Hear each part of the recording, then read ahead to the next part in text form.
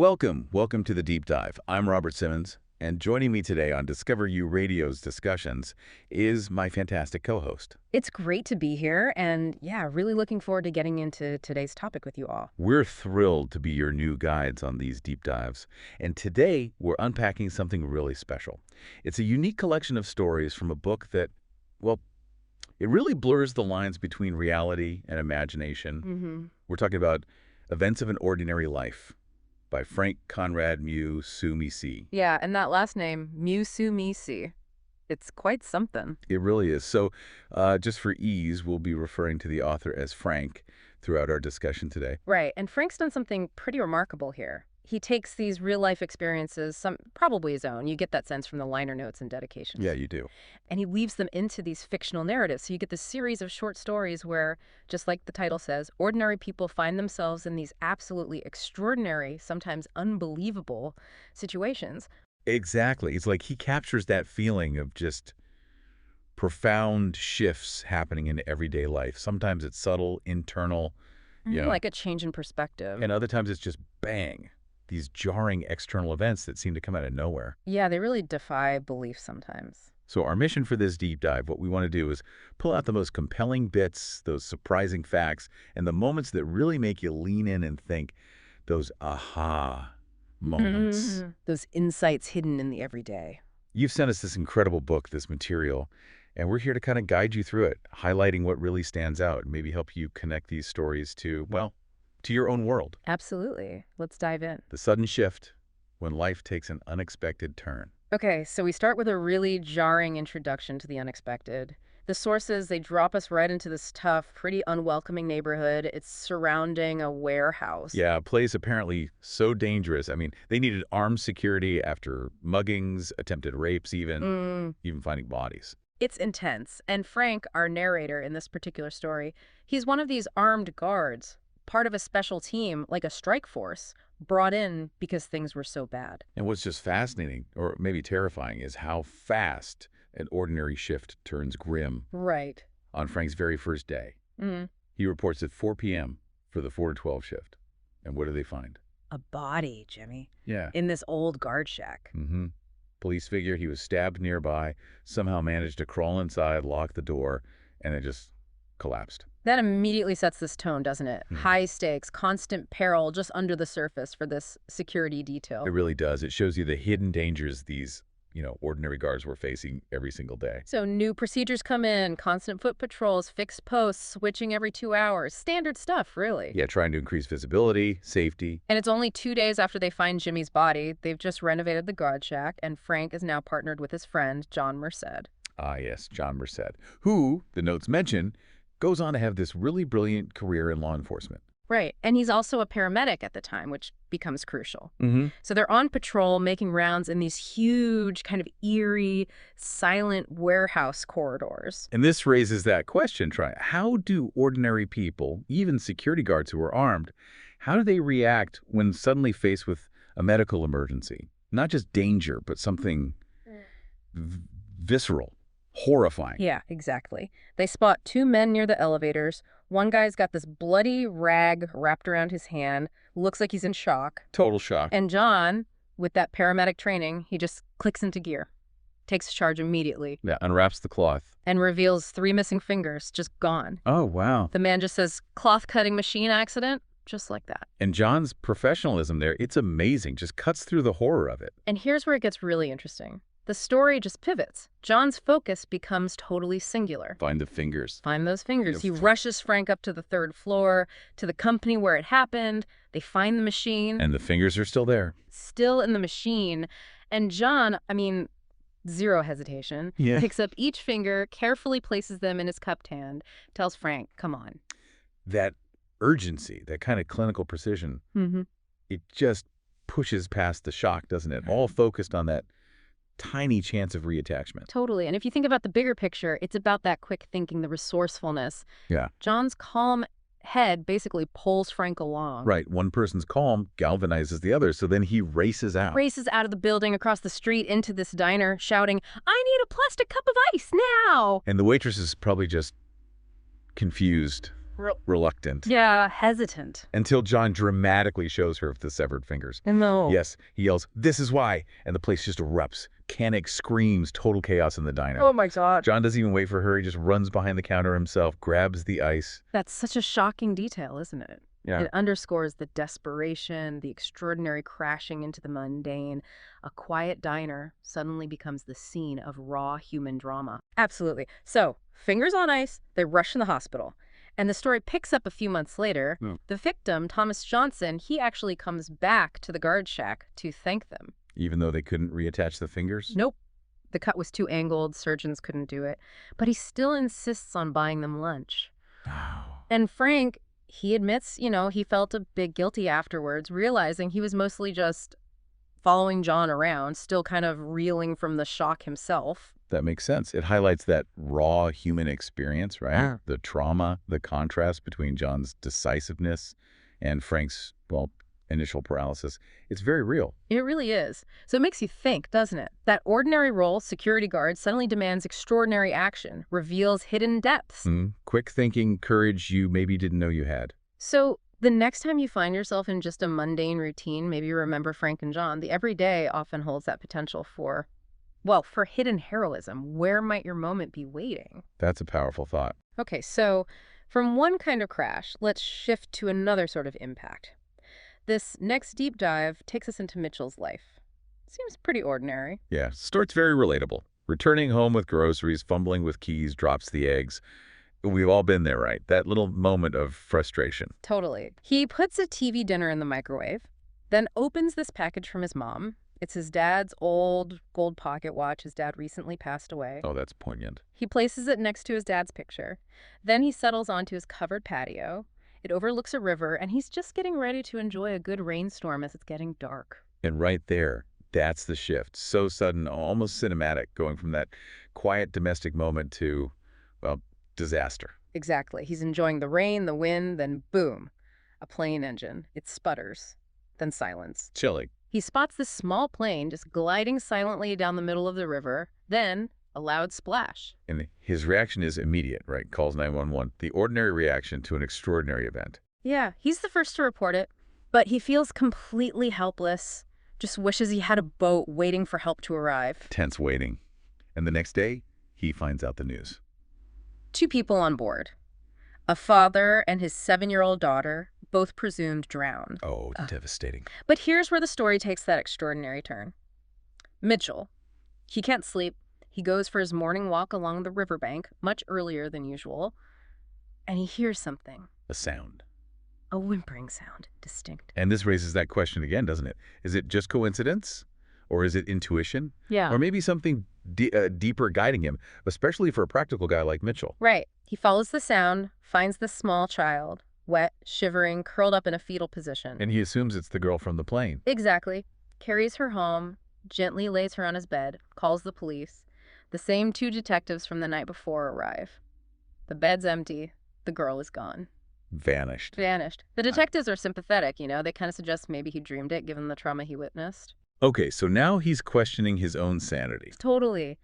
So what does this mean for him? He's doubting everything. The next morning, he looks at his dad's picture, notices the pocket watch is gone. Missing. The watch his mom just sent. The very one. He tries to shrug it off, but then on his usual morning walk time, he hears it again. The whimpering. That same whimpering sound, further down the riverbank this time. And he sees her, the little girl from the night before, standing maybe 50 feet away. Sees her, so she's real.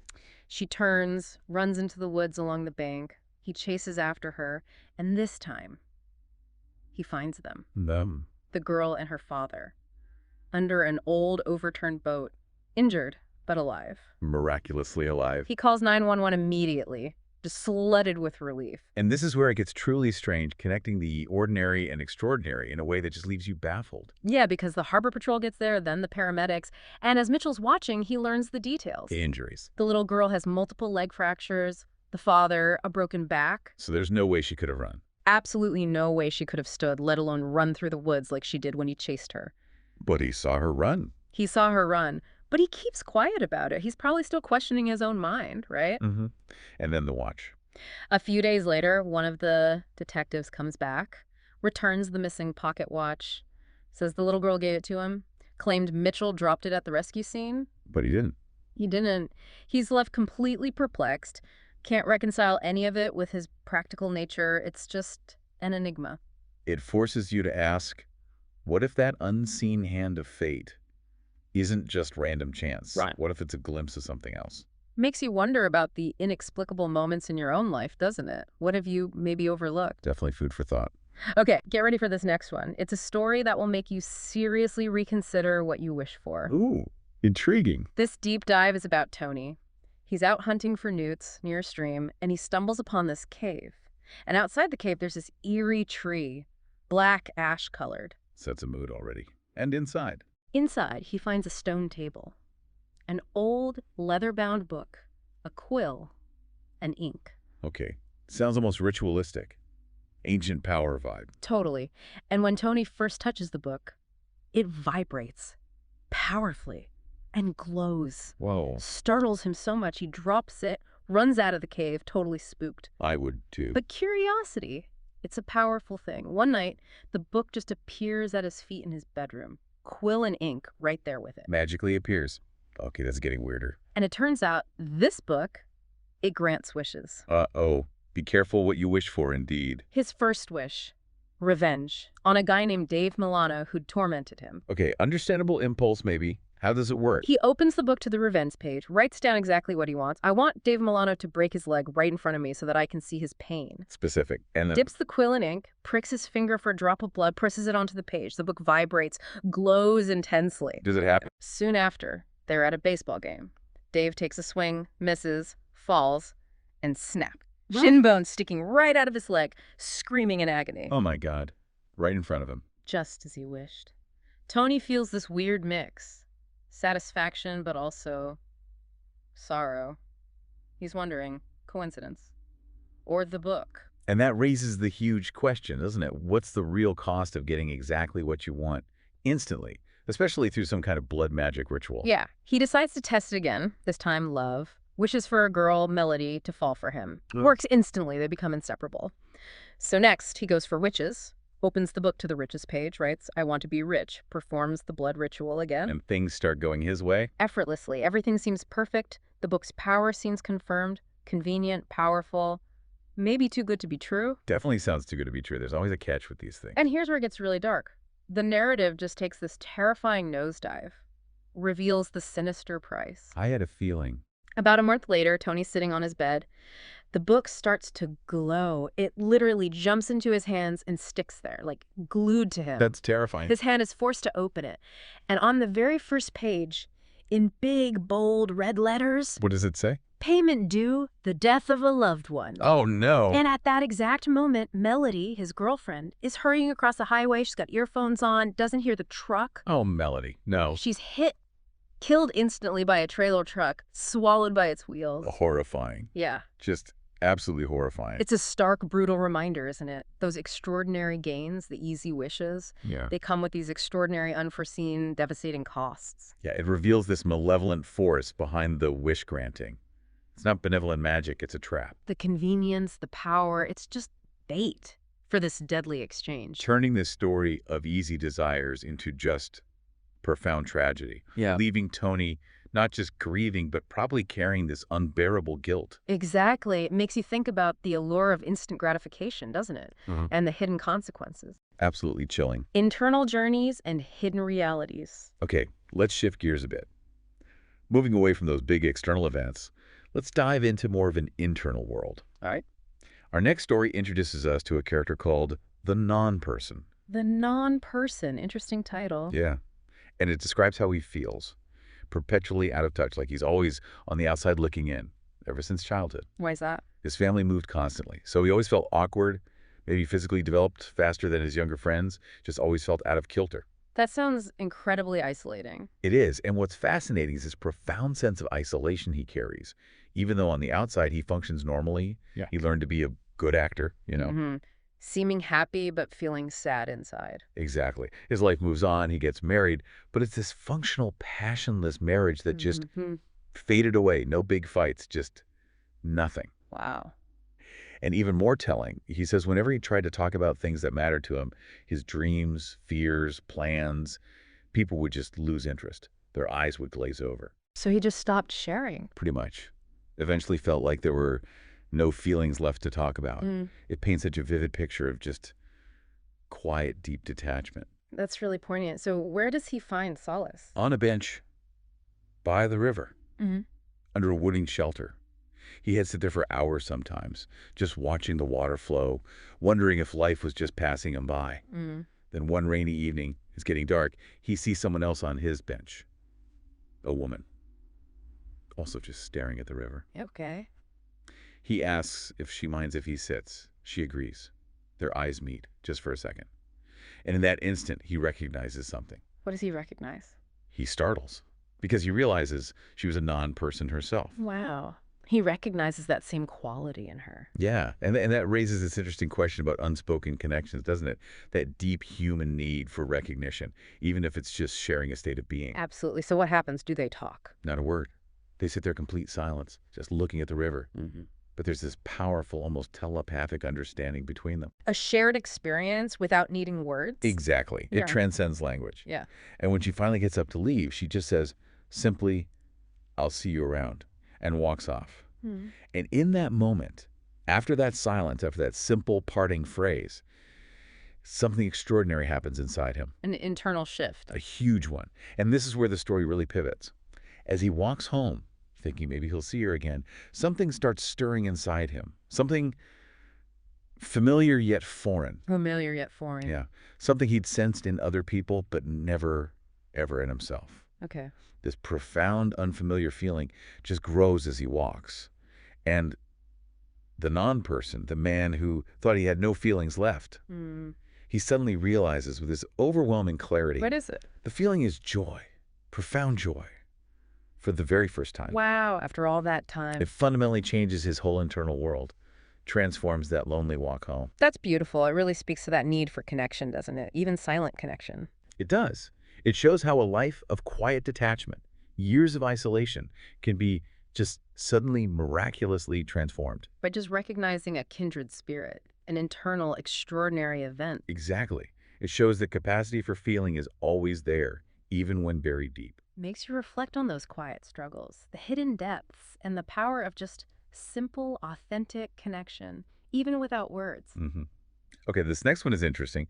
Two distinct stories, but linked by a character named Patrick, exploring battles both external and internal. All right. Patrick. Let's see. First, the duel. It's very formal, almost theatrical. A confrontation between Patrick and another man, John. A duel, like pistols at dawn. Pretty much. And it's rooted in this past love for a woman named Mary, who tragically died of cholera 4 years earlier. Both men loved her. Okay, old wounds. And the duel itself. It follows that rigid etiquette. Seconds trying desperately to reconcile them before each round. There are 2 rounds allowed. In the first round, Patrick deliberately fires above John's head, hoping John will apologize and the whole thing. Honorable, maybe foolish. What does John do? John's shot whizzes inches past Patrick's ear. Close call. So, reconciliation. John refuses, flat out. And Patrick realizes, oh, John actually intends to kill him. So, second round. Patrick feels he has to aim for John's chest now, just hoping they both miss. The second shouts, "Fire!" Patrick feels like he's hit by a sledgehammer in the chest. Sees John's smoking pistol. Blacks out. So he's hit, dying. Seems like it. But then, the extraordinary twist. Okay. A woman's voice calls his name. Patrick. He wakes up with a start. Wakes up where? In bed. Alive. Well. And Mary, his wife. The one who died of cholera. She's right there. Alive and asking if he's okay. What? He just dismisses it. "I'm fine, sweetheart. Just a weird dream." Just a weird dream. That's some dream. Right. Later that evening, they're at a wine tasting party. Mary introduces him to her cousin, John. The man from the duel dream. The very same man. Patrick and John lock eyes. And there's this unspoken recognition between them, maybe premonitory. Whoa. That raises huge questions. Fate. A warning. Parallel lives. It messes with your head. Totally. Now let's connect this to the dream. Another story, another Patrick. Unclear if it's the same guy, but the theme of internal transformation links them. Okay, this Patrick. What's his situation? Rock bottom. Passed over for promotion, wife left him, son moved away without a word, best friend died 2 years ago. He's feeling completely helpless, defeated, devastated. Sounds awful. He's reflecting on his life, his passionless marriage, all his losses. Has a few drinks, nods off, then wakes up, spills his drink, decides it's time for bed, drifts off to sleep, and enters this incredibly vivid, beautiful dream. A contrast to his waking life. Big time. He's in nature, peaceful, sitting against a huge tree. Then this figure appears, a man in a white suit walking towards him. Looks strangely familiar. Okay. The stranger sits next to him, says they share the same vessel. Share the same vessel, like his higher self potential. Seems like it. Yeah. This dreamscape is just totally different from his waking despair. Sets the stage for something big. And what does the stranger say? This is where it gets really interesting, right? Absolutely. The stranger explains this peaceful place is within Patrick. He can visit any time. But this visit is different. Patrick summoned him by asking for change.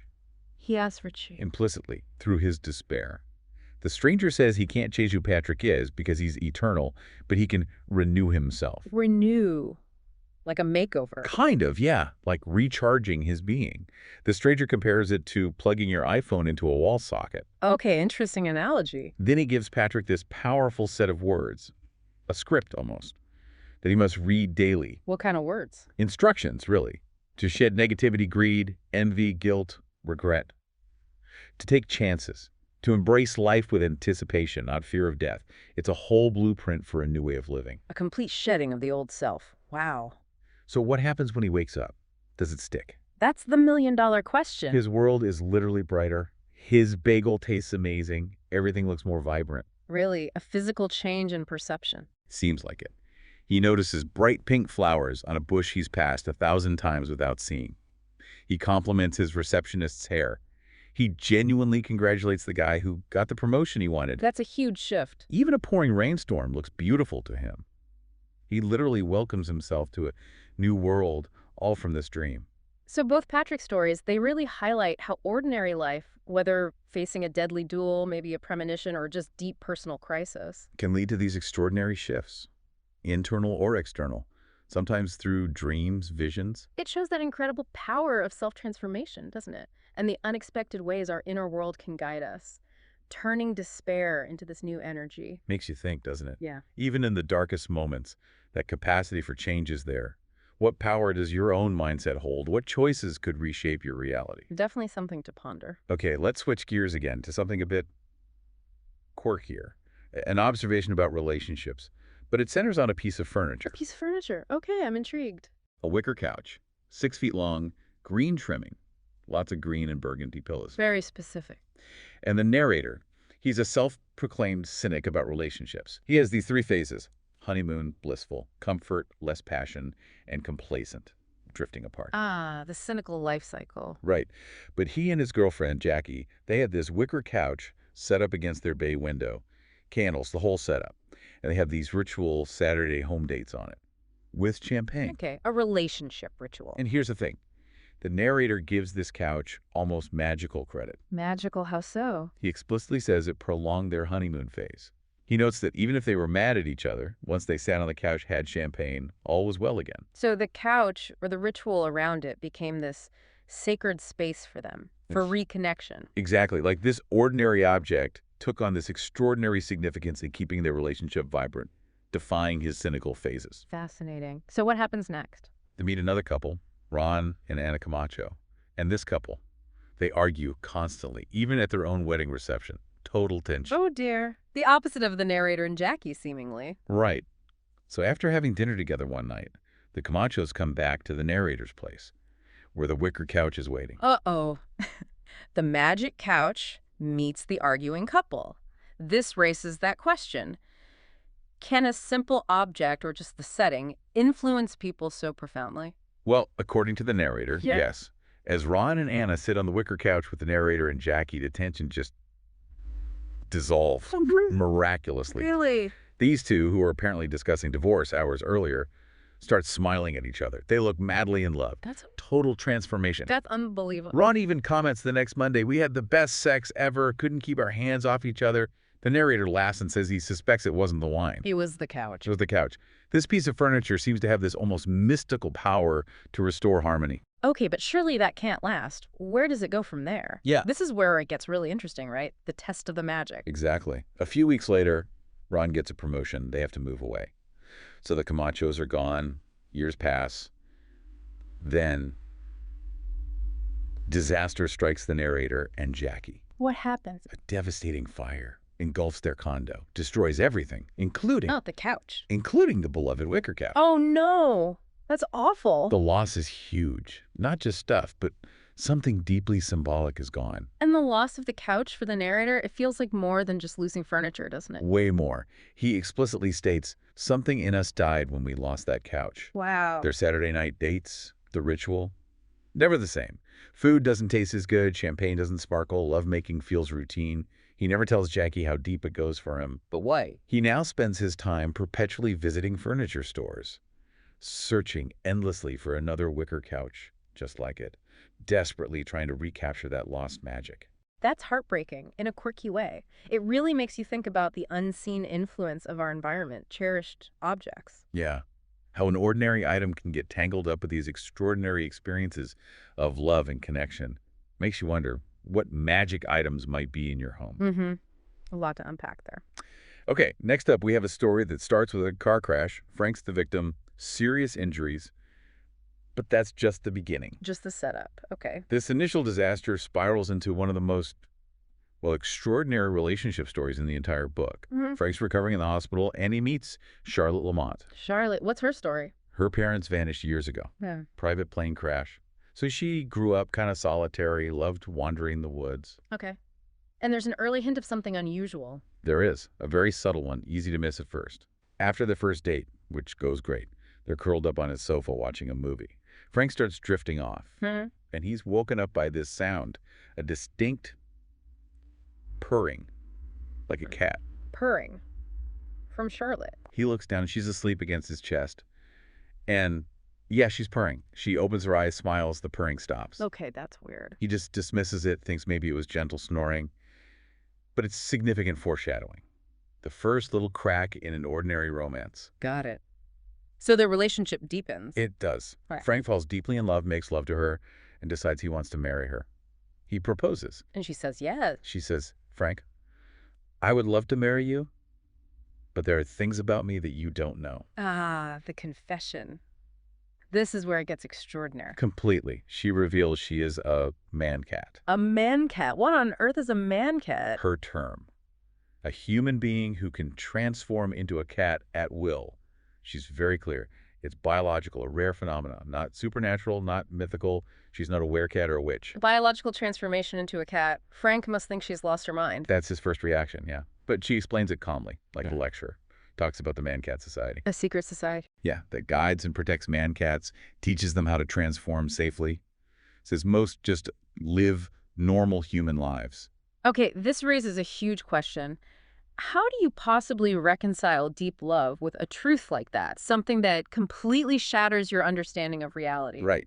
But Frank, instead of running, he pulls her close, kisses her, Yeah. says if they're talking marriage, he needs to know everything. He accepts it just like that. Seems so. And then she demonstrates. She transforms. In front of him. Her clothes fall to the floor, and from the pile crawls a black cat with deep blue eyes.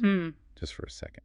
Then the cat's gone, and Charlotte's standing there again, dressed, waiting for his reaction. Wow. Undeniable proof. Still, his acceptance is remarkable. It really is. And this is where the story pivots again. Frank embraces it, asks questions. How does it feel? Falling forward on your hands and knees in slow motion. Can man-cats get pregnant as cats? No. Are their human children normal? Yes. Okay, processing the logistics of an unbelievable reality. Exactly. Yeah. Then, a year later, Charlotte's pregnant. Frank is ecstatic. Their daughter, Patricia, is born. Beautiful baby, spitting image of her mom. Frank's bursting with pride. A happy ending. Almost. One day, Charlotte's nursing Patricia, and she says, Frank, I need to tell you something. Our daughter is a man-cat. What? But she said their children were normal. Apparently, it's incredibly rare, like 1 in a million, but possible. So Frank, who just got used to having a man-cat wife, Yeah. now has a man-cat daughter. How does he react to that? He wonders, how am I going to cope with a man-cat daughter, especially when she becomes a teenager? Ah, practical concerns, even in the extraordinary. Right. But Charlotte just smiles that beautiful smile and says, I'm sure you'll manage. This story just completely redefines ordinary and extraordinary within a family, doesn't it? Totally. It's about radical acceptance, love transcending convention, and the unique challenges of raising a child with this profound hidden identity. Yeah, it shows how deep love can bridge these seemingly impossible gaps, weaving the unbelievable right into the fabric of an ordinary family life. Makes you think about normality, doesn't it? Uh-huh. The capacity for love in the face of the truly unbelievable. How might extraordinary identities be woven into your ordinary family? Powerful stuff. The urban jungle crime, vulnerability and vigilance. Okay, let's shift back to some grittier realities now. The urban landscape, starting with a deep dive called The Shooting, set in the projects. Right. We meet Jake, described as the poster boy for drug addicts. He's hanging out late, drinking with friends, making noise. The narrator, Frank, is visiting his friend Freddie, whose apartment overlooks the back area where Jake is. Okay, typical urban scene, maybe a nuisance call waiting to happen. Frank and Freddie actually lean out the window to yell at Jake to keep it down, and just then, violence erupts. Immediately. How? A security guard on patrol confronts Jake and his friends. Jake grabs the guard's flashlight, starts hitting him with it. Then all his friends jump in, attacking the guard. Oh, man. Mob mentality. But the guard suddenly draws his weapon, fires at Jake, Shoots him. shoots him. The friends scatter. Jake collapses. It escalates incredibly quickly. It shows that volatility, the danger for security personnel. Absolutely. So what happens next? The aftermath. Police, ambulance arrive. Jake survives, bullet lodged in his leg. The guard, cleared. Witnesses backed him up, but he has to be transferred out for his own safety. Right. Reprisals are a real threat. And the story underlines that grim reality, the cycle. Because 6 months later, Frank visits Freddie again. And Jake is right back there, same spot, behind the building, drinking with his friends again. wow, even getting shot doesn't break the cycle. Seems not. It's a stark look at those entrenched patterns, the struggles in those environments. Yeah, highlights the challenges of crime, the risks for guards, and how sometimes behavior doesn't change even after severe consequences. Okay, next story explores the deep impact of early trauma. Stephen's story. Okay. We meet Stephen. At 5 years old, he witnesses his mother's death. She pushes him out of the way of a car, gets hit herself, saves his life. Oh, devastating. That leaves a mark. A permanent sense of pain and guilt, the story says. His anchor becomes his older brother, Ray. They're inseparable. A vital bond after such loss. But the tragedy compounds. Ray and Stephen loved swimming in this forbidden, dangerous river. Old barges, risky spot. One hot summer day, Stephen spots a patrol car, gives the signal to hide. When it passes, he calls out. But Ray isn't there, only 3 other boys clinging to the rope. No, Ray drowned. Police find his body later, hit his head on a piling underwater. Stephen's whole world just collapses. The pain intensifies, sends him spiraling. Understandable. Losing his mother, then his brother. Yeah. Drug abuse, trouble in school, fights, run-ins with the law. His aunt, who moved in after his mom died, passes away when he's 14. Leaves him pretty much on his own. Just adrift. His father. Tries therapy, but Stephen runs away. By 16, he's described as totally incorrigible. Everyone's just waiting for him to turn 18. A tragic trajectory. 2 months before his 17th birthday, Stephen decides he can't take the pain anymore. He decides it'll be his last day. Oh, no. He plans to end his life. Yeah. And he chooses a spot full of memories, but also chilling. The abandoned 10-story building where he and Ray used to hang out. Isolated. Perfect, he thinks. That's heartbreaking, so he goes there. Steals some whiskey from his dad's cabinet for courage. Makes his way to the roof on a sunny Sunday afternoon. But when he gets there, he's not alone. Someone else is there. On the roof of an abandoned building. A girl, about 15 years old, already sitting right on the edge. Also planning to jump. Seems so. She shouts at him, "Don't come near me." He sits down about 10 feet away. And she tells him her story. What's her story? A harrowing life in foster homes since she was 6, each worse than the last, filled with sexual, mental, physical abuse. Oh my God. 2 souls just broken by life, meeting at the edge. Exactly. And this raises that question. What happens when 2 people in such despair connect in that moment? A tragic solidarity. And this is where it takes that final, heartbreaking turn. A tragic pact forms. They decide to jump together. He offers her the whiskey. She declines. She looks him in the eye, asks if he's really going to do it. He says yes. She composes, "Why don't we jump together?" And he agrees. He agrees. They stand up on the ledge, sidestep towards each other, take hands. Oh, this is awful. "It was nice meeting you," he says. "Same here," she replies. They brace against the wind, holding hands tightly. She cries out over the wind, On the count of three. Please no. One, Yeah. two. They look at each other one last time. Three, and they leap together into oblivion. Utterly devastating. Just Oh. profoundly sad. It really is a powerful story about unresolved trauma, the despair young people can face, and that tragic connection found in shared suffering. Yeah, an extraordinary, heartbreaking event born from unbearable pain shows how deep that pain can drive people. Makes you think about those hidden struggles, doesn't it? The silent battles people fight, and the tragic choices that can come from such deep despair. Definitely heavy stuff. Okay, let's move to another story involving Frank, the narrator, as a security officer. This one focuses on him and his handgun, a .45 he calls Star. Calls his gun Star, okay. Yeah, he describes it as black, sleek, and lethal. And he actually feels regret having sold it later when times got tough because he credits Star with saving his life multiple times. So the gun is almost like a partner to him. Feels that way. His job at this time involves patrolling a nasty section of the projects. All right.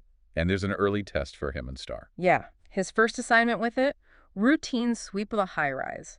Second floor landing, he spots a guy with a crowbar trying to break into an apartment. Confronts him. Yep, the burglar just dismisses him, calls him a fucking rent-a-cop, basically says, "Get lost, this is my work," thinks Frank won't do anything. Underestimates him. Big time.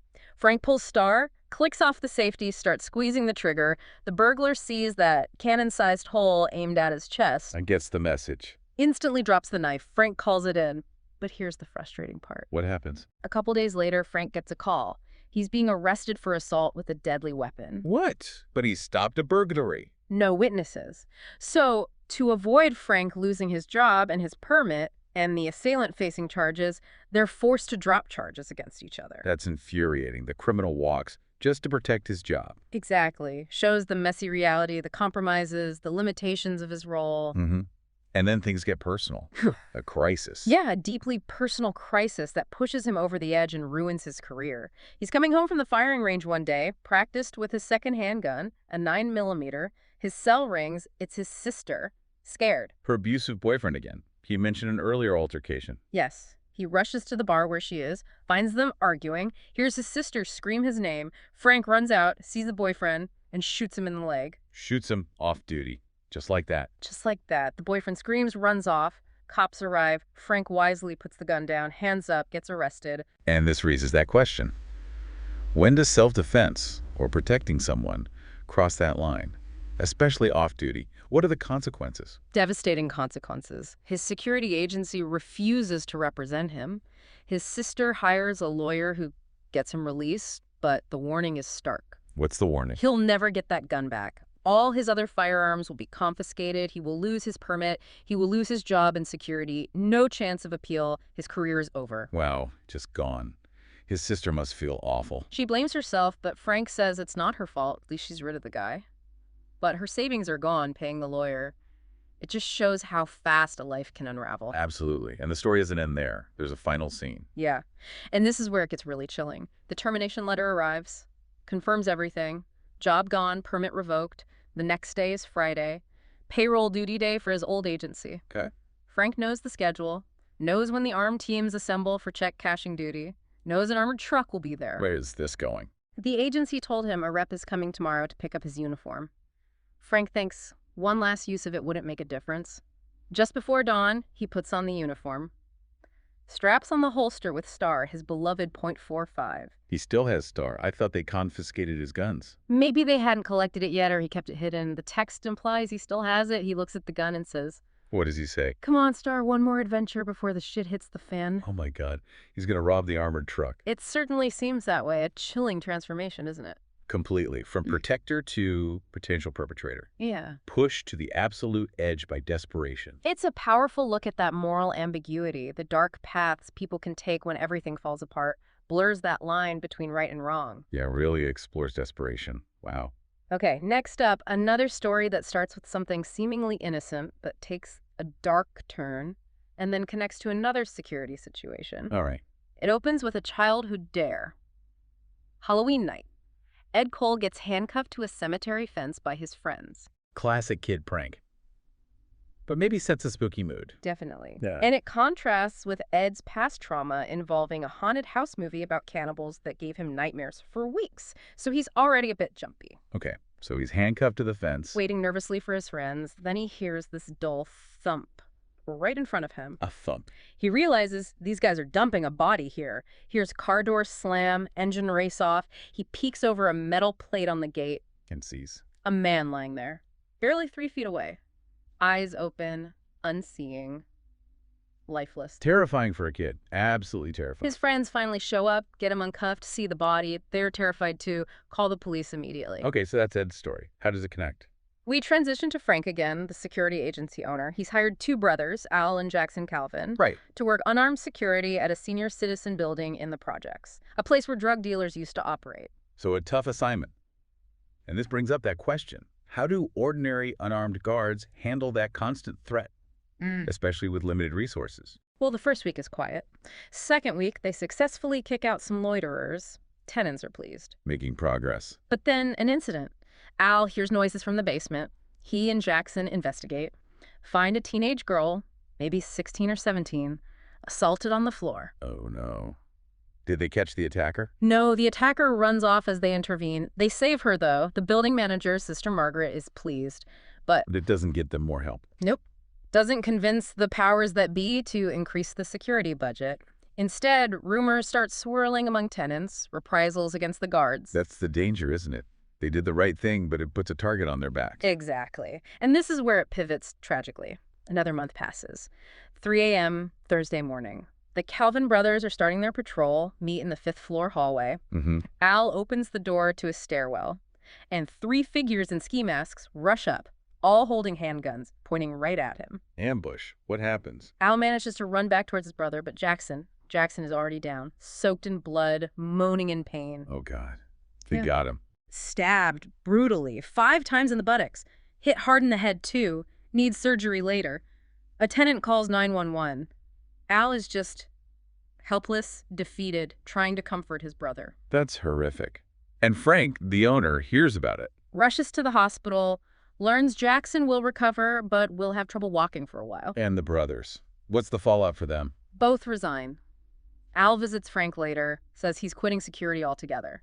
I couldn't protect my brother, and hell, I couldn't even protect myself, he says, dropping his carry permit on Frank's desk. That psychological toll, it's immense. Yeah, Sister Margaret ends up hiring more expensive off-duty cops. It's a stark story, isn't it? Contrasting that childhood fear of the spooky cemetery with the brutal real violence of the projects. Definitely. Highlights the risks for security workers, the limits of their power, and that terrible feeling when you can't protect someone, or even yourself. Makes you appreciate those on the front lines, facing those dangers often unseen. Okay, prepare yourself.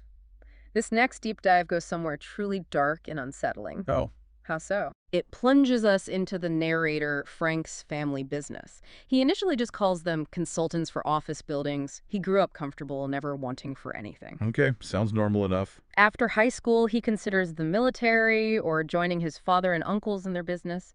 Dad's not keen at first, but Frank insists on knowing what they really do. So his dad agrees to take him to the office, talk with the uncles. The big reveal. And what's fascinating here is how gradually, how chillingly the truth comes out. Presented so, matter-of-factly. Totally. He gets to the office, no receptionist, just his 3 uncles, Pete, Joe, and Harry. Uncle Pete speaks first. So you want to join the family business? Not a question, a statement. Okay, setting the tone. Dad lays down strict rules. Never talk about their dealings outside the 5 of them, especially not to women. Frank jokes, "You sound like hitmen." And the response? Dad calmly says, "No, we're not hitmen, but you're close." Uncle Joe clarifies, "We don't kill people. We're more like a cleanup crew after it happens." A cleanup crew. For what? Frank's confused too.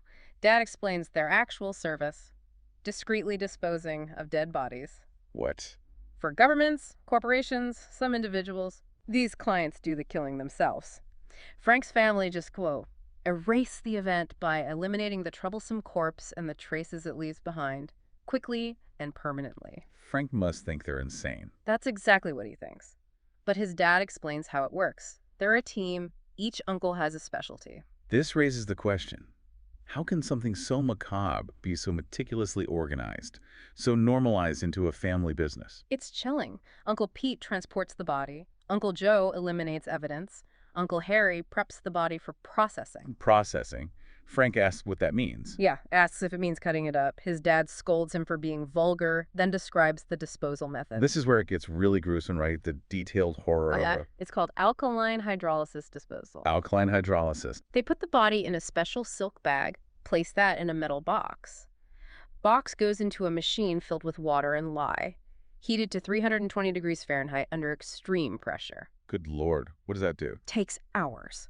Breaks the body down to chemical components, leaves a dark green liquid and soft white bone fragments. The fragments. Crushed into powder, dumped in the river, permanent disappearance.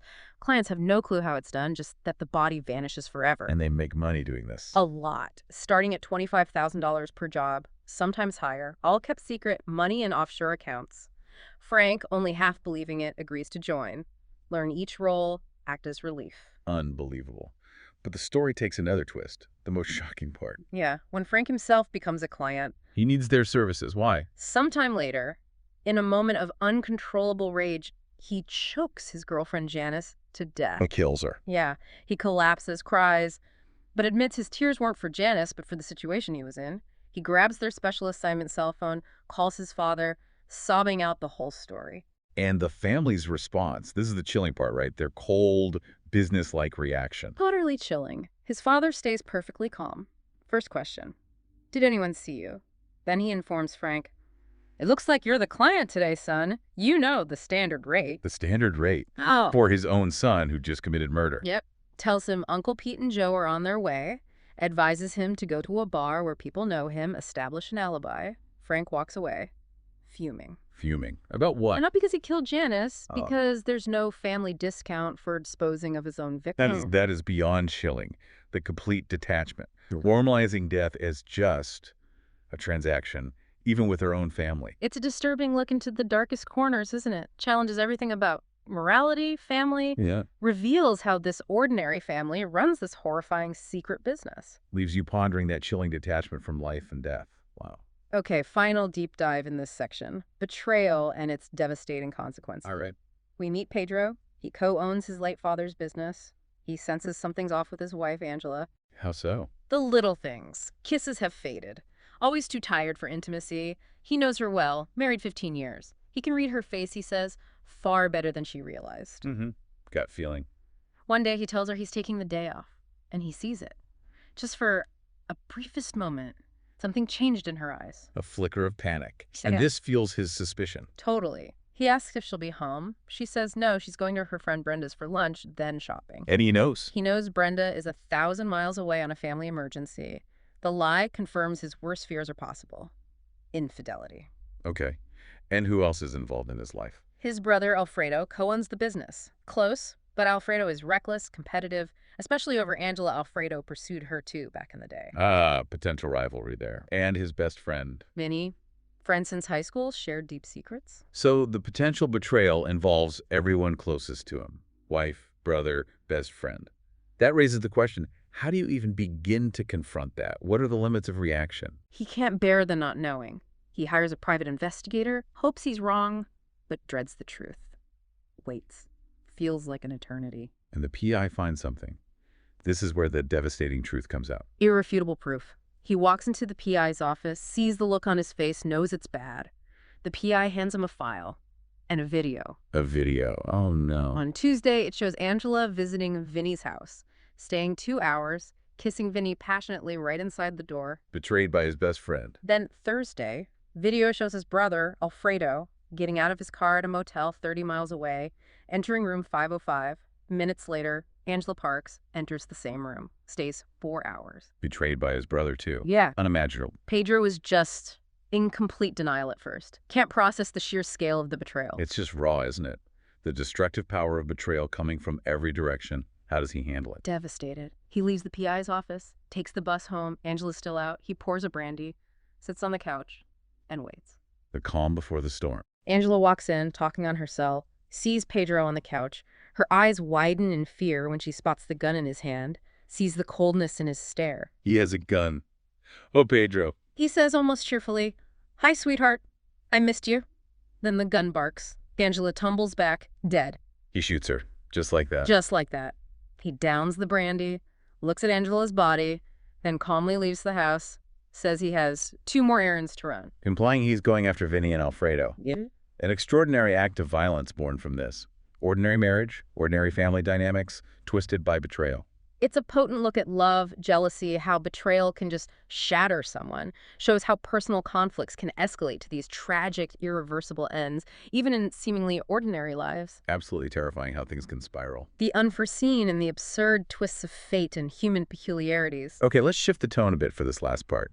Getting into the unforeseen, the absurd, those weird twists of fate and just human peculiarity. All right, a bit later maybe. Some are, some aren't, but they're definitely strange. First up, a two-parter. Blends everyday annoyances with the truly bizarre. The neighbor is the first part. The neighbor. Okay. Our narrator lives in a building balcony next to his neighbors. And he really dislikes this neighbor.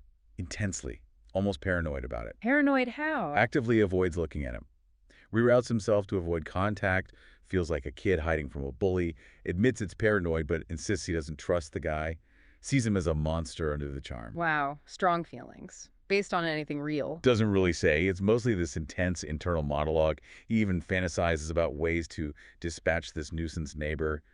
Feels better holding a pipe. Okay, that's concerning. Does anything distract him from this obsession? Yeah, briefly. He finally asks a coworker out, someone he's been shy about. The date goes well, they plan a second one, but as soon as the date's over, thoughts snap right back to getting rid of the neighbor. The fixation is strong. Okay, so that's the neighbor. What's the second part? The guests. Right. Separate story, but equally extraordinary in its own way. Hurricane Sandy hits. Ah, okay. Real event. Potential for chaos. The narrator's condo is ground floor, facing the river. Police advise evacuation. He leaves, reluctantly, but decides to go back that night. Why go back during a hurricane? Worried about looters getting his expensive equipment. Even though the power's out, it's freezing. He grabs his emergency bag from his car, locks up, goes to bed. And this decision leads to something absurd. That's the question, right? What happens when nature's chaos brings unexpected guests? Exactly. He's woken by a rustling sound outside his bedroom door. First thought, looters. Panic sets in. He frantically searches for a weapon in the dark. Finds a back scratcher. Yeah. Armed with that, he cracks open the door, shines a pen light. And sees, not looter. A skunk. A big skunk. Rummaging in his garbage. A skunk. Okay, better than looters, maybe. He closes the door, hoping it's a dream, opens it again. But now there were 4. 4 skunks. 3 little ones and the big one. The whole family moved in. Oh my God, he's trapped. Totally panics. Realizes his landline is down, cell phone is out there on the kitchen table, past the skunks. He's trapped in his bedroom, held hostage by skunks all night. That's hilarious and terrifying at the same time. This is where the absurdity really kicks in, right? The ordinary guy versus the skunk invasion. Totally. He spends the night awake, listening to them having a great time, fine dining from my garbage can. Finally, dawn comes. He waits, tiptoes past the mess, grabs his gear, slips out. How does he get rid of them? His friend helps later, lures him out with cat food. But the smell lingers. I bet. And the lasting impact. He develops this weird, lasting phobia of a door ajar. Sees one, breaks into a cold sweat, stems right back to that night, feeling trapped by the skunks. It's darkly humorous, isn't it? Dealing with this extraordinary domestic invasion during a crisis highlights life's unpredictability. And how even minor, bizarre events can leave these quirky psychological marks. It also contrasts his imagined monster neighbor with the real furry monsters that actually invaded. Makes you think about those unexpected intrusions, human or animal, and the lasting weird impacts they can have. Okay, let's jump to something definitely more lighthearted. The Gig. Following 2 friends, Frank, our narrator again, and Julian. Okay, Frank and Julian. They're brothers in the music business, singers, performed together for years, friends since childhood in Hoboken. They have a gig at a nightclub. First night's a success. Afterwards, they hit the casino. Ah, Atlantic City. And this is where the fun starts. Showcasing luck, human weakness. Exactly. They allot themselves some money for slots. Frank loses his quickly. Julian, he's on a roll, winning like crazy, filling up this plastic pail with quarters. Classic pail of quarters. And Julian gets all serious. Makes Frank promise, solemnly, under no circumstances, give the pail back, no matter how much I beg, even if I threaten your life. Why? What's the plan for the winnings? It's for the best meal you and I have ever had.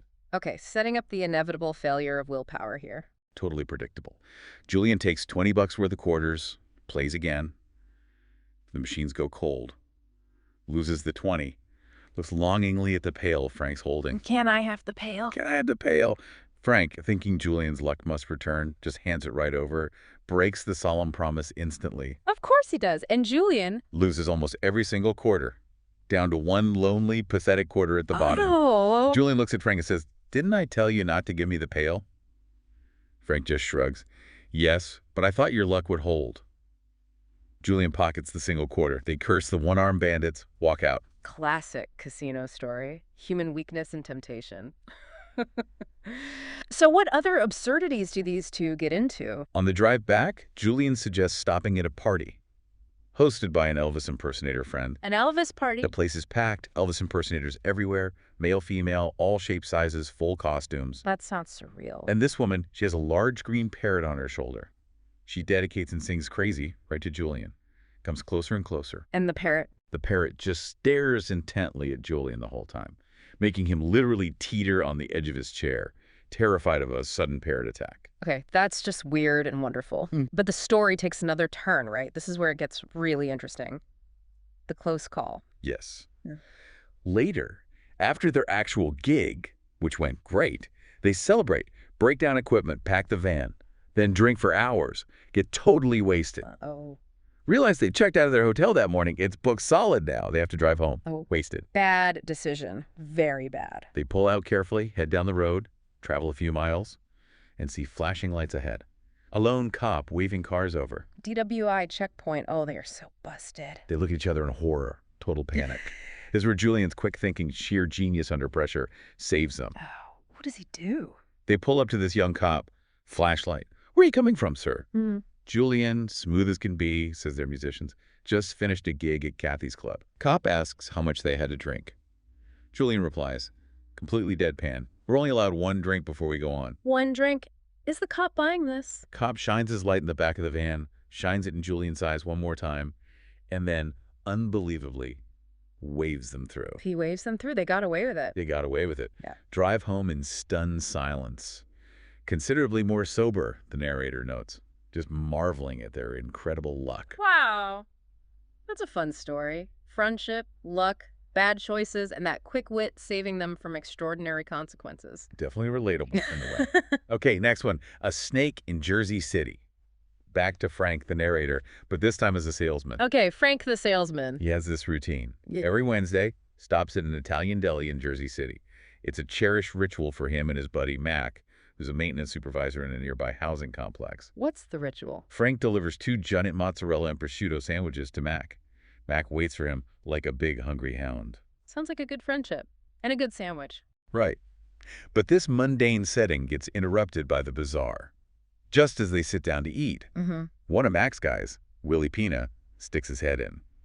"Hey, boss, we got a snake in the basement." A snake? Mac must think it's a clogged pipe, right? Snake it out. That's exactly his first thought, but Willie clarifies, no, a slithering snake. Says he scooped it up with a shovel, got it contained in a garbage can with a lid and a brick on top. Okay, definitely not a pipe. A real snake disrupts their lunch. Totally. So after lunch, they go check it out. Down to the basement, spot the can, lift the lid. Yep. Coiled black snake, about a foot long. What do? Call animal control. Mac puts the lid back on, takes the can to his office, tries calling animal control, gets a recording, and then Lovey walks in. Lovey. Who's Lovey? A coworker, who is apparently a self-proclaimed expert on everything. Oh, one of those. This is where the comedy of errors begins. Pretty much. Mac tells Lovey to keep quiet about the snake, but Lovey insists, "I know all about snakes. I can tell you what kind it is." Despite warnings, he's going to interfere, isn't he? This raises that question. What happens when arrogance meets the unknown? Especially something potentially bitey. Exactly. Lovey looks in the can, and before Mac can stop him, reaches right down to grab it, saying, "I know what kind," He reaches in the can. and immediately jerks his arm back. "Ow! The goddamn thing bit me." Oh, Lovey. Few drops of blood. Lovey starts panicking, feeling woozy, sweating, yelling he thinks it's poisonous. And Frank and Mac don't know snakes, so they panic too. Total panic. Mac calls 911. Paramedics arrive, take Lovey, the snake, and the garbage can away. Mac jokes they're probably examining the snake to see what disease it got from Lovey. Oh, Okay, so what's the resolution? This is where it gets really interesting, finding out the truth. Later that afternoon, Frank stops by Mac's office out of curiosity. Mac just points out the window. Look, Hey, look. walking down the street, carrying the same garbage can. What? Why? Turns out, the snake wasn't poisonous at all. Medics gave Lovey a shot, sent him home, and gave him the harmless snake back. They gave him the snake back. Lovey, still claiming expertise, tells Frank, I do know snakes, just not this type. Mac demands his garbage can back. And the final twist, there has to be one more. Oh yeah, the perfect comedic ending. As Mac is talking to Lovey, this young boy approaches with a man. The boy points at the can Lovey's holding. Hey Mac, the boy says, I heard you found my snake. It was his pet. Lovey looks devastated. The boy explains his harmless pet snake got out of its cage that morning. Mac takes the can, opens it. Boy confirms, yep, that's him, reaches in, gets his pet back. Brilliant. Just brilliant. Highlights the absurdity of know-it-alls, how easily panic spreads from nothing. Yeah, a great reminder that extraordinary events can just be misinterpretations. Makes you question claims of expertise, find the humor in unexpected turns. Definitely need to question the Loveys in our lives. Okay, prepare for another chilling one. This deep dive explores the extraordinary, maybe supernatural power of an object. A cursed object, perhaps. Cursed object. Okay, getting spooky again. Story starts with Jason. He's taking a shortcut home from a party. Stumbles upon this thick brown envelope, stuffed with cash. Jackpot. Or trouble. Where did he find it? Lying right next to a crashed car. Late model car ran off the road, smashed into a tree. The driver, gruesomely decapitated by a thick branch. Oh my God. Gruesome scene. And the envelope has blood on it. Envelope has blood on it. Yeah. Partially open, stacks of hundreds visible. In Jason's reaction, this is where the conflict comes in, right? Dread versus greed. Exactly. He holds it, feels this dreadful feeling deep inside that seemed to envelop his very soul. He actually thinks about dropping it. But he's compelled to check the contents. Counts it, $20,000. The awful feeling subsides. Greed wins. He rationalizes taking it. Yeah. Decides not to call the police. He's drunk himself. Thinks he's home free. Sneaks inside his house smiling. Okay, so what does this ill-gotten gain bring him? The very next morning, he wakes up excited, checks the drawer money still there, wasn't a dream, starts planning his spending spree, new clothes, big steak, anything goes. Does he think about the dead driver? Only for a split second, the text says. He pulls onto the highway, excited, rushes an intersection, brakes too late. No. Head-on collision with a semi.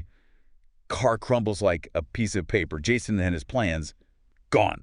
Instantly killed. Wow. Instant karma. Bad luck. Or the curse. That's the question, isn't it? Exactly. Was it just tragic coincidence? Or something more malevolent tied to that money? And the story doesn't stop there. It repeats. Repeats? How? Almost identically. Different guy, John.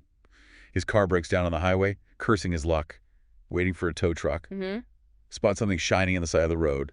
The same thick, brown, blood-stained envelope, partially open, stacks of hundreds sticking out. Unbelievable. He picks it up. Picks it up. Feels the exact same dreadful feeling, but again, compelled to check. Counts to 20,000. Awful feeling fades. He smiles. Thinks, I'm one lucky bastard. Stuffs it in his pocket. The sky darkens. Chills the air. Okay, the atmosphere is building. This is where the repetition confirms the pattern, right? The really interesting, chilling part. Yes. John walks to the back of his car, opens the trunk for a jacket. Here's a car coming. Thinks it's the tow truck. Turns around. A speeding pickup truck veers off the highway. Strikes him with incredible force. Kills him in the same way. Severs his head, just like the first driver. His head flies one way, the envelope flies the other. The envelope survived. Lands several yards away, still full, partially open, stack of hundreds visible. Just waiting. Waiting for its next victim. That cyclical nature is horrifying. It strongly suggests this isn't random. It's a cursed object, a malevolent force. Yeah, preying on ordinary people drawn to that easy, illicit money with this chilling, repeating pattern of gruesome death. It's a grim tale about fate, greed, and that unsettling idea that some things carry their own dark destiny. Makes you think about the hidden costs of windfalls. Definitely unsettling. Okay, let's shift to technology now. Matilda. Matilda? Sounds friendly. She is at first. Charlie buys this state-of-the-art driverless car named Matilda. Light blue, looks mostly normal, but the top is dome-like, kind of like an oversized VW Beetle. Driverless car. Okay, features. Incredible features. Voice commands, personalized greetings. Self-parking. The back is like a mini living room. Seats face each other, hold 6 people. Seats flatten into beds, 2 screens. She even makes her own maintenance appointments and drives herself there. Wow. That's peak convenience, isn't it? Extraordinary tech making ordinary life simpler, almost like a sentient helper.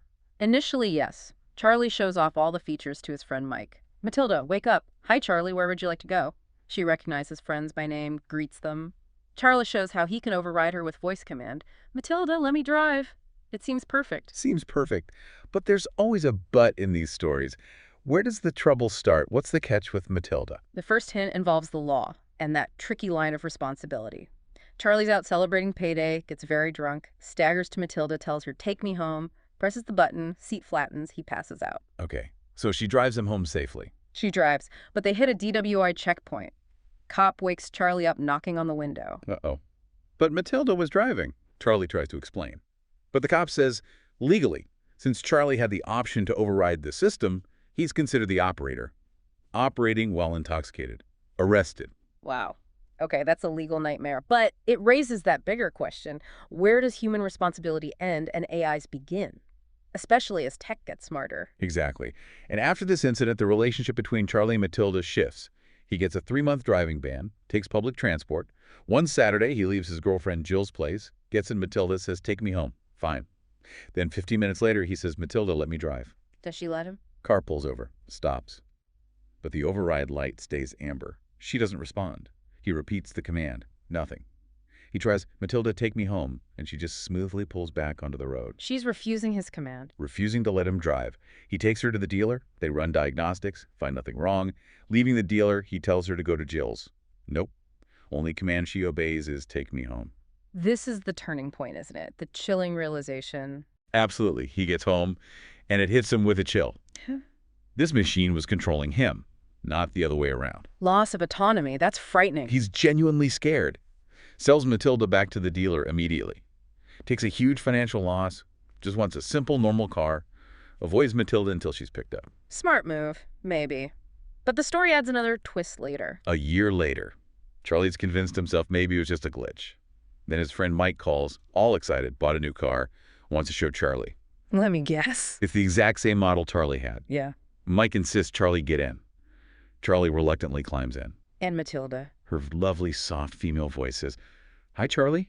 Do you remember me? It's Matilda. Where would you like to go? She recognizes him. Oh, that's creepy. Charlie jumps out like he sat on hot coals. Backs away, terrified. Mike's just standing there, shocked. Then Matilda's voice changes, gets angry. Charlie, come back. And then the car starts chasing him down the street. Chasing him. A technological haunting. Exactly. It's a profound cautionary tale, isn't it? About technology's pace. That line between convenience and control. Yeah, the potential for the tools we create to become unsettlingly extraordinary, taking on a life of their own. Makes you really think about the future of AI and our relationship with it. What happens when the ordinary tools get too smart? Definitely unsettling. Okay, next up, a really powerful story. Resilience, extraordinary self-defense. Kitty Perez. Kitty Perez, tell me about her. She's a private investigator. From a tough Jersey City family, 4th-generation Puerto Rican, only girl among 6 kids, beautiful, unattached, focused on her business. Her brothers tease her about wanting a sparring partner, not a husband. Sounds tough, capable, and she finds herself in danger. Extreme danger. After a late meeting in an isolated office building, she's abducted by 2 guys described as stone-cold throw killers, the Burke brothers, their plan. Rape and torture her before killing her. Horrifying. How does she react? This is where her background comes in. Her reaction is fascinating. She's bashed on the head, bound with duct tape, thrown in a car trunk. As her head clears, she starts yelling, kicking, trying to get them to open the trunk. But she's also listening. Listening to what? To them. Gleefully listing the horrible things they plan to do to her, monstrous fantasies. But even while hearing this, Kitty is calm, calculating. How? What is she doing? While trapped, listening to this horror, she calmly reaches between her legs. She has a snub-nosed .38 revolver concealed in a thigh holster. She's armed. Of course, a PI might be. With a huge surge of excitement, the tech says, she undoes the snap, silently slides out the gun, holds it ready. Presence of mind under unimaginable pressure. So what happens when they open the trunk? This is the moment, right? Frank Burke, one of the brothers, worries she might have died already, spoiling their fun, tells his brother Mike to get a pipe ready. Mike stands by where her head would be. Frank turns the key. Trunk pops open. And Kitty? Squints, aims the .38 right at Frank Burke's chest. Point-blank range. Fires 2 rounds. Kills him instantly. He staggers back, falls, eyes wide in surprise. Dead. Wow. She doesn't hesitate. Not for a second. Speed, precision. And this raises that question. What hidden strengths, what extraordinary action lies within people when pushed to the absolute limit? Yeah, challenging assumptions about victims. What about the other brother, Mike? Mike sees his brother fall, turns to run. Kitty squeezes off 2 more rounds, hits him square in the back, kills him too. She takes them both out. Incredible. Then what? Then, her body aching, she calmly climbs out of the trunk, retrieves her purse from the front seat, walks about half a mile to a highway, flags down a car. Tells them what happened. She says she's hurt, needs to use their phone, calls 911, reports she was attacked, needs an ambulance and police. When they arrive, she calmly tells the story, leads them to the bodies. Just measured, efficient. Remarkable after that ordeal. Truly remarkable. And the aftermath. This is where justice prevails. Completely. Turns out the Burke brothers were suspects in 2 previous murders. Kitty, after the inquiry, she's quickly exonerated. Justifiable self-defense. As it should be. Months later, she calmly walks into the police property room to collect her .38. The sergeant hands it over. She smiles sweetly. Thanks, Sarge. Puts the gun in her purse. Walks out. And the sergeant's reaction. He turns to his assistant, impressed. Says she's the prettiest private investigator I've ever seen, highlighting that mix of toughness and femininity. It's such an empowering story, isn't it? Flips the victim script completely. Totally. Shows unexpected strength, preparedness, courage under unimaginable pressure. Kitty Perez becomes this symbol of self-preservation. Makes you consider those hidden capabilities within people, the strength that can emerge when faced with true evil. Definitely. Okay, our final deep dive for today, cyber blues. Hidden dangers online. Very relevant topic. We meet Julie Watson, shy 13-year-old, addicted to the internet, uses chat rooms to escape her parents who argue constantly. A common escape for teens, sadly. Her online persona, she's known as Sissy, finds friends online, one in particular, Bot Boy. Supposedly a 15-year-old boy who loves robots and claims to have similar problems with arguing parents. They talk for hours. Okay, sounds innocent enough on the surface. But the dual identities, this is where the danger lies. Exactly. Bot Boy is actually John Gray, a pedophile, a pastor, horrifyingly, addicted to child pornography. He uses chat rooms to groom vulnerable girls like Jeweler. How does he operate? Finds quiet, lonely girls, gains their trust by pretending to be a teen boy with shared problems, asks for private messages, photo exchanges, eventually manipulates them into sending naked photos for blackmail. It's methodical, predatory. Sickening. Highlights those hidden dangers of anonymity. But there's a third identity. Yes, crucial to the story. Chatter Girl. John Gray is grooming Chatter Girl too, but... Chatter Girl isn't who she seems. Nope. Chatter Girl is actually Kenny Hernandez, a cyber cop. Addicted himself, but addicted to catching pedophiles. A cop posing as a teen girl. Yeah. Patrols the web, looking for predators. His motivation is intense, fueled by a past case. A 16-year-old victim of a similar predator committed suicide after being blackmailed into meeting him. Kenny is obsessed with catching these monsters. Wow. So it's predator versus protector, both hidden behind fake online identities. That raises the question, how do we navigate these risks? The deception is so deep. Right. John Gray feels confident, thinks he's got Chatter Girl ready. She's shown willingness to meet, even after he told her his real age. She gives him an address. They agree to meet at 3:30 p.m. after school. He's walking right into a trap. Kenny and his team have set it up perfectly. Police department, young female officer Maria, as a decoy at the window. And this is where the sting happens, the confrontation. John Gray parks nearby, walks past, sees Maria beckon from the window, enters the apartment expecting a vulnerable teen, sits on the couch. Then, Kenny and 2 other detectives walk in. The reveal. John shouts, "Hey, what the hell is going on here?" Kenny steps forward, delivers the line with chilling satisfaction, vindication for that past victim. What does he say? "Hi, Bot Boy," Kenny says. "I'm Chatter Girl." Boom, I got him. John Gray is arrested immediately. And the connection back to Julie. How does her ordinary life get touched by this? That night at dinner, her dad mentions the arrest. His brother's a detective. Told him about Pastor John Gray being arrested for victimizing girls online. Mentions the pastor used the screen name, Bot Boy. Julie hears this. Julie hears it, sits there, stunned, realizes who her online friend really was. Her mom warns her about online perverts.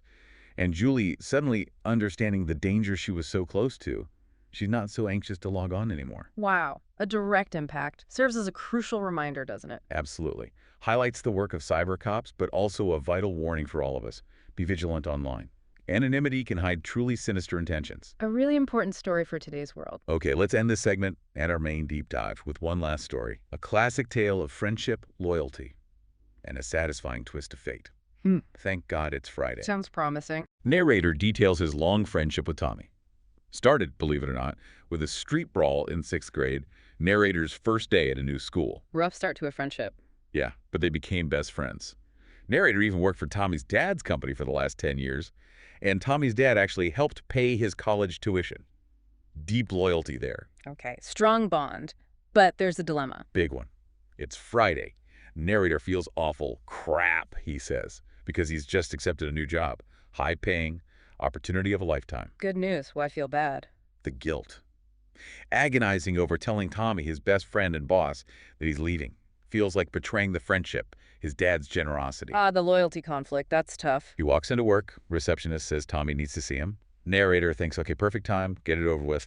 Takes a deep breath, walks into Tommy's office, bracing for the difficult conversation. Ready to break the news. But fate intervenes. This is where the twist comes. Exactly. Just as he's about to speak, Tommy starts, looking pained. Hey, buddy. You know we love you around here. Narrator prompts him, waiting for the but. And the bad news is... Tommy explains. Family hardship. His dad had to sell the company. New owners are downsizing, eliminating all management positions. Yeah. Including the narrators. His position is gone anyway. Gone. Tommy himself will stay on to manage, but everyone else is out.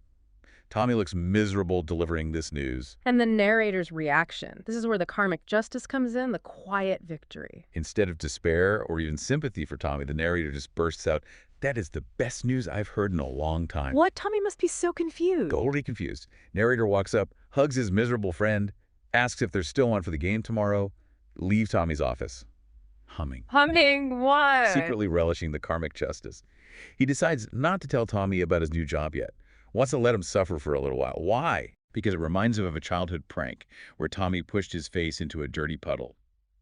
The schoolboy inside my head, he says, declares, revenge sure is sweet. Huh. A petty, harmless, decades-old revenge delivered by fate. Exactly. The ordinary professional decision is just wiped away by this delightful personal vindication. He's free from the guilt, avoids the awkward talk. It's a moment of triumph. It's a great, relatable story about life's unexpected turns, isn't it? How sometimes things align perfectly, perceived misfortune becomes benefit. That subtle satisfaction of a quiet win. Provides a nice chuckle, that sense of slightly mischievous justice. A good way to round things off. Outro. And that brings us, I think, to the end of our deep dive into Frank's Events of an Ordinary Life. Right. What an incredible journey, really. Through stories that just peel back the surface of everyday experience to find the extraordinary underneath. It really was. I mean, from those harrowing street incidents, the quiet pain of loneliness, all the way to, magical books, sentient cars, and just that profound resilience people show.